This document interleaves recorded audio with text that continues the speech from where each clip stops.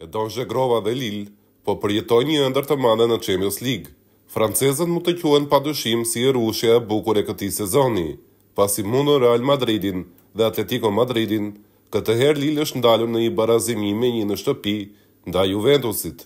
Po, kam bërritur një ditë e tillë ku barazimi kundër Juventusit mund të quhet zhgënjyes për Lille.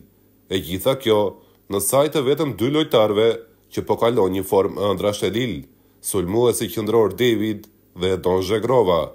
Ishte pikërisht bashkëpunimi këtyre 2 lojtarëve që solli golin e parë të Lille. Në minutën e 27 të takimit, në një sulm të Juventusit, Zhegrova merr topin dhe nxjerri vetëm golin te ekipi francez.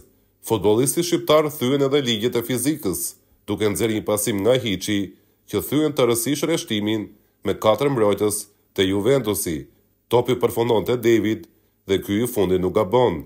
E gjithë bota e futbollit po flet pikërisht për këtë pasim të Zhegrovës, më shumë se sa për golin e David. Nëse rishikoni edhe një herë pamjet, është thuajse pamundur se si topi mund të marrë atë harkim dhe të shkojnë në atë mënyrë aq perfekt në këmbët e sulmuesit të Lille.